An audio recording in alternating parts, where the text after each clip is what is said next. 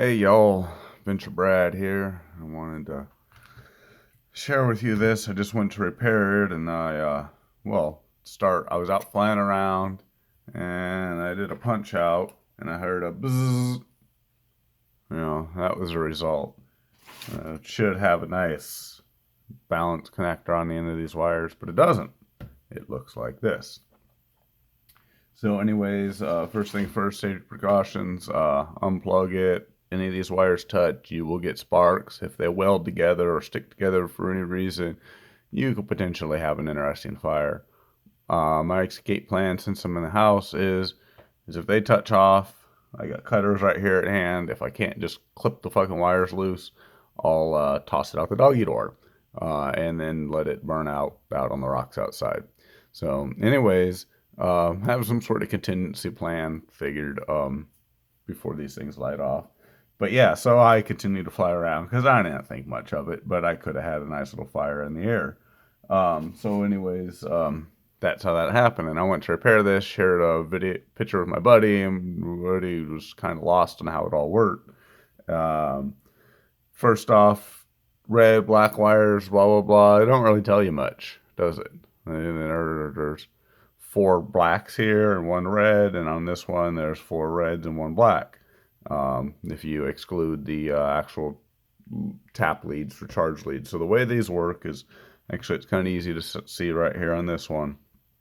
And there's four independent cells in here. These both batteries are the same in that respect. This one has each cell, and this one is worth 650 milliamps of draw, and this one's worth 1500. You can kind of see they're in the same orientation like this. The cells are laid out in the same way. It's called a 1S, I think 1SP, or one place design or whatever, one part. There's not multiple cells for each cell or each S. So these are what's in series.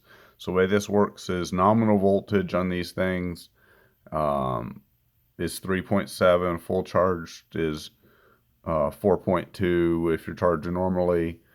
Discharge 3.3.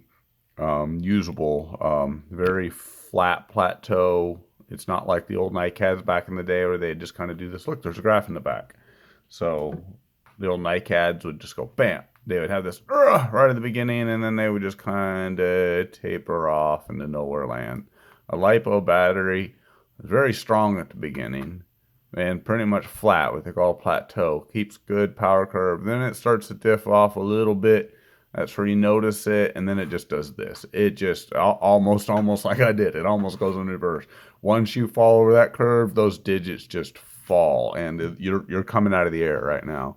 So be very mindful of that, and that's very hard on lipos. So anyways, back to the subject at hand. Four separate cells.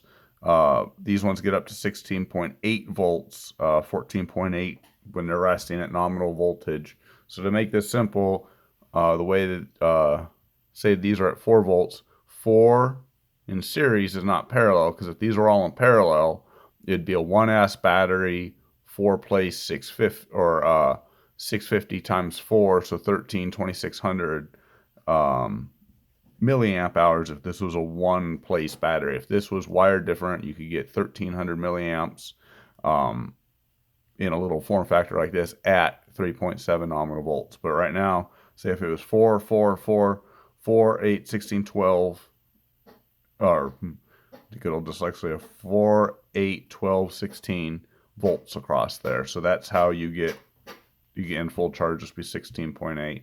So what we have to do here is fix this. What has generally happened, I haven't inspected these too close, but there should be a little tang on the end of these. I don't know how well you guys could see it on each of these.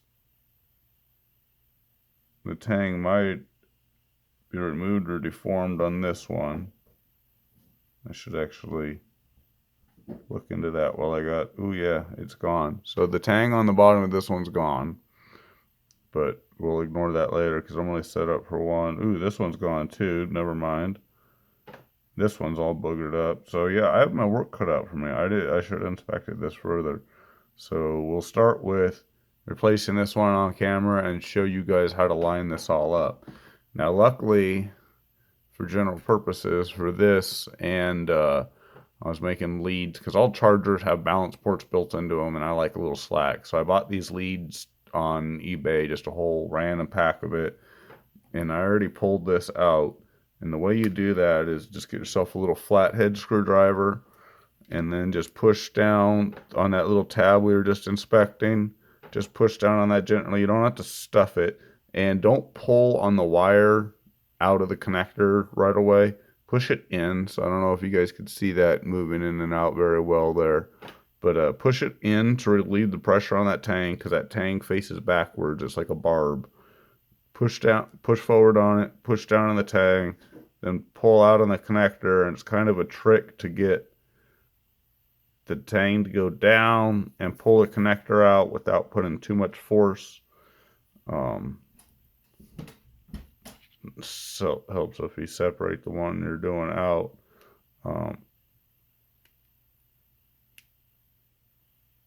And being that I'm on camera, it's going to be a giant foobarb to get this out.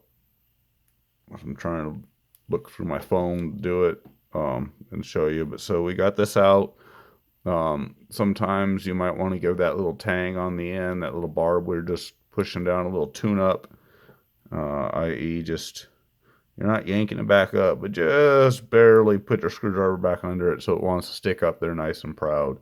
So now we got another one ready to go. But to continue with the video, let's just take a little bit of shrink wrap off. You could use strippers.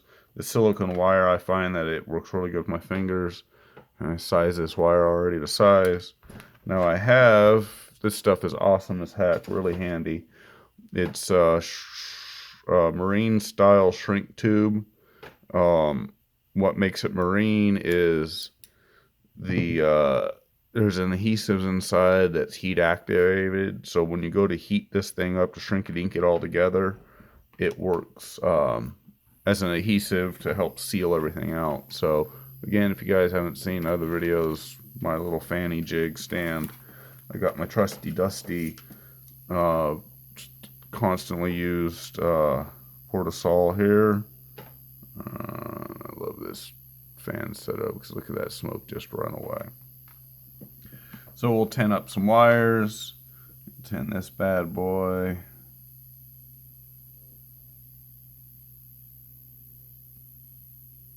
One potato. I need to tin this potato. Well, you guys can see that. Stick my finger in the fan on camera. Luckily that fan, I designed this fan here, is just one meant to be like as a external fan, USB plug-in fans. Why I bought it like that, because I knew I was going to stick my finger in it and I didn't want to deal with the shroud. So I got both ends tinned up. Always tin your stuff. Shrinky dink. Oh, you know what? The shrinky dink I could actually pass the connector, so we'll do afterwards. Always be very mindful you're not unintentionally doing soldering out here or welding where you don't need it to be. Tin your tip. I really like a little cookie tray I found, or high tin works really good for flinging off solder, and that's how I do it. I don't use anything else. These tips I've had for years. If it was a day, I've had these 10 years, these tips.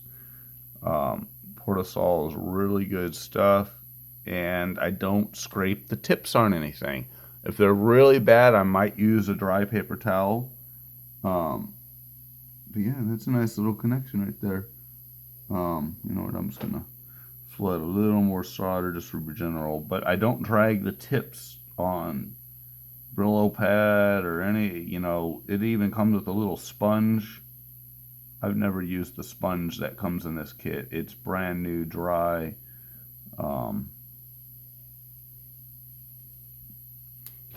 See, it's touching stuff together. Sparkity sparks. Man, I can't take connectors apart. I can't solder on this video. Yeah, see this, even the solder is conductive because that's how it works, but I obviously didn't tin these things good enough because I'm still having to flood solder on because they're wicking up solder. And that is a really good reason to 10. There we go. No, see, this is horrible. Man, dude, kind of embarrassing myself right now.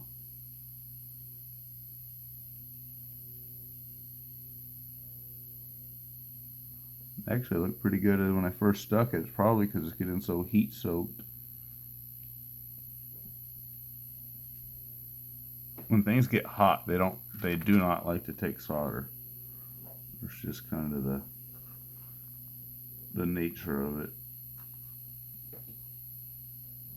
And don't keep doing like I do and always keep your finger under what you're soldering, because it will drip down onto you and you'll hate life. You still have this little ball of napalm that lands on you. I am flat. Okay, well, it's not at all happy with this, guys. So here's 3 minutes of how not to solder.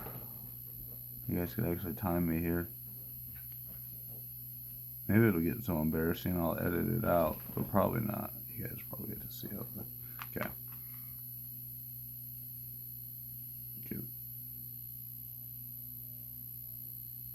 There we go. Let's get some solder going.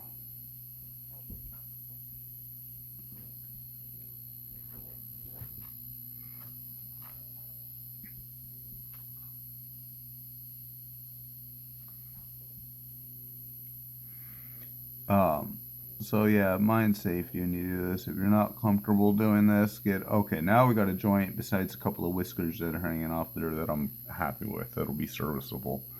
So, if you're not comfortable doing this stuff, tape the leads up, discharge the battery, dispose of it properly, find an FPV friend or electronics buddy that is comfortable doing this for you.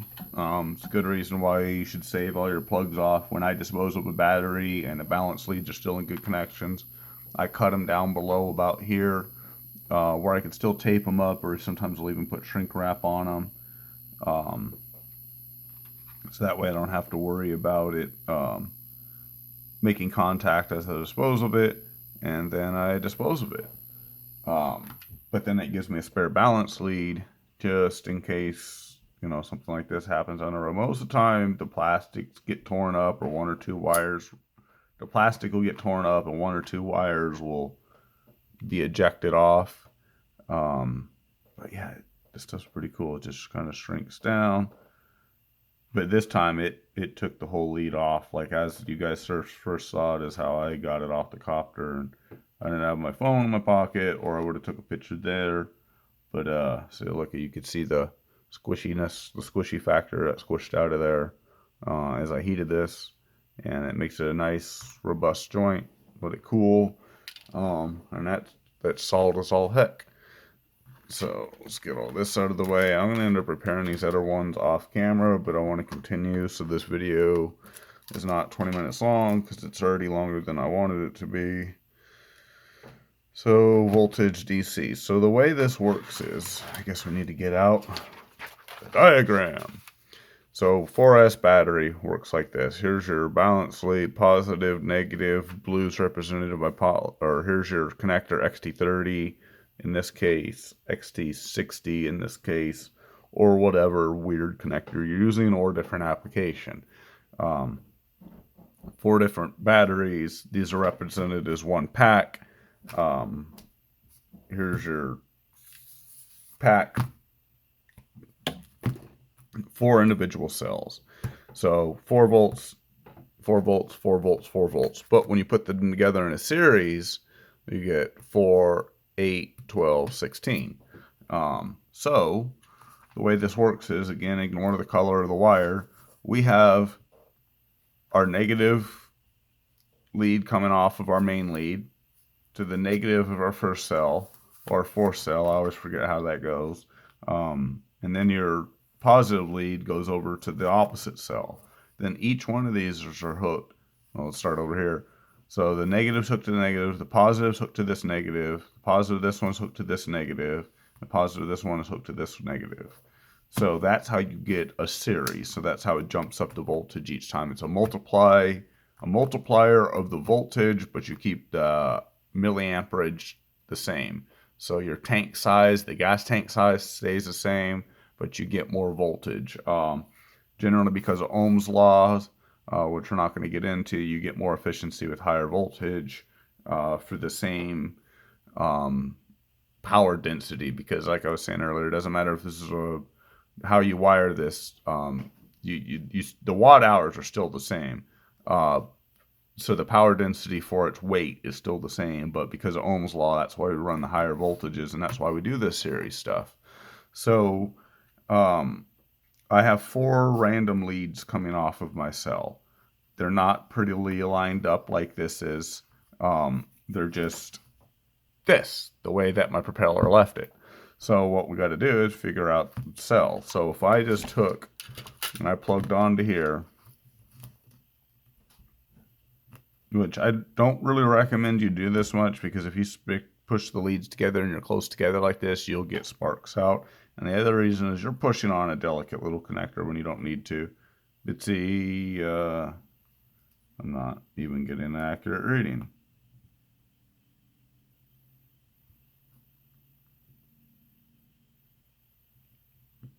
What is wrong? Did I fry my meter again? This one does do reverse polarity. Man, this is just a fail video, ain't it? 14.8. Okay, so anyways, let's just go to the one that has the nice open terminals that we're about to lay on top of each other. So if I just pick between any 2 of these terminals, obviously something's wrong. Now, let's just use a little process simulation. Reverse polarity. The one cell is going to be the high and one's going to be the low. So let's take that as, since their opposite is this one, higher and low. So if we just switch those, because we got a reverse. Okay, so now we got 7 volts. So if we consider this red one our ground, or at one end of the table, we have 7 volts. If we go here, 14 volts. So this one is higher than this one. Let's go to here. That's 11 volts. So that one's between the 2. And then I'm guaranteeing this one's going to be around 4. Yep, so 4, 8, 11, 15. Yeah. Because I flew this pack of cell voltages off, but that's roughly, I don't know if you guys could see or were able to follow along very well.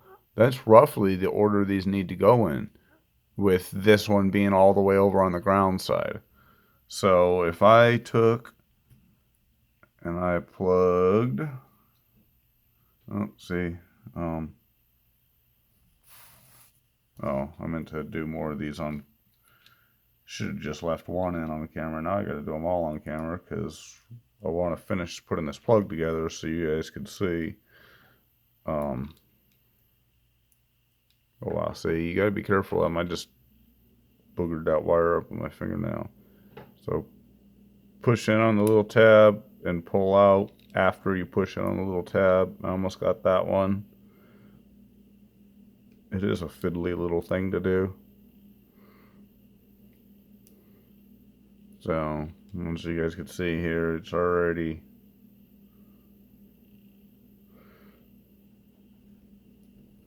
there we go. Just kind of got to coax it out.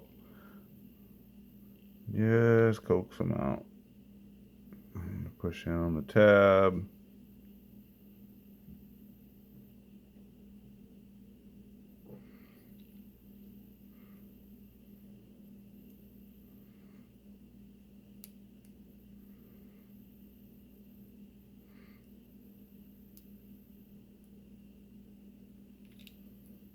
Pull out.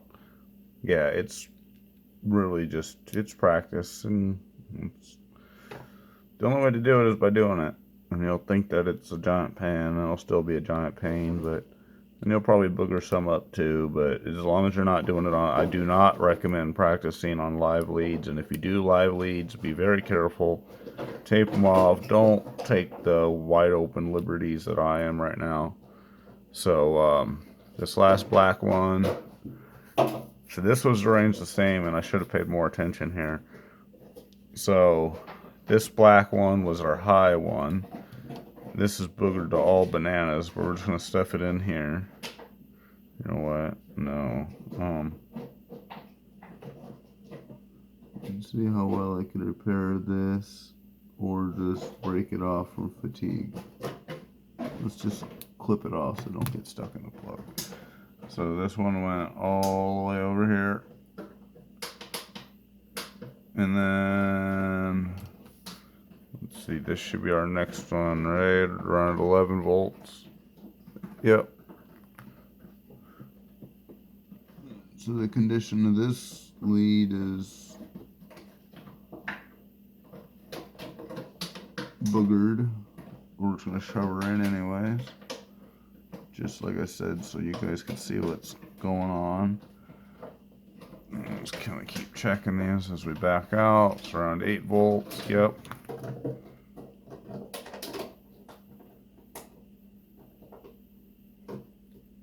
Oop, yep. So you gotta be real careful with the way we're doing this. So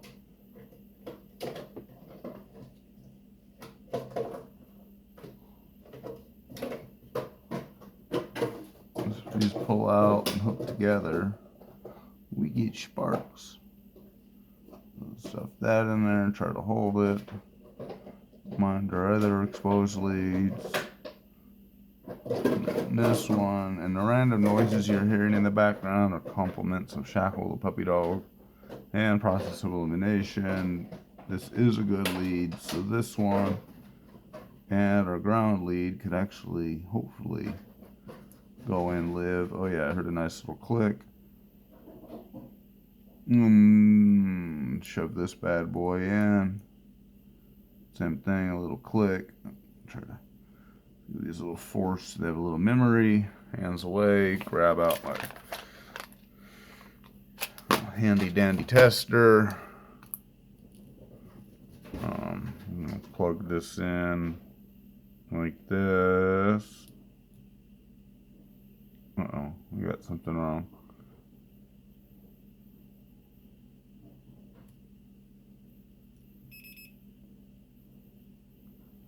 Oh, there we go. Never mind.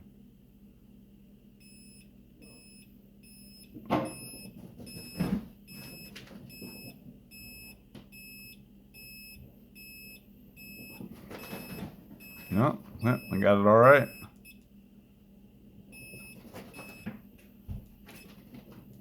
So that was my alarm. So all is 15, 37, 373.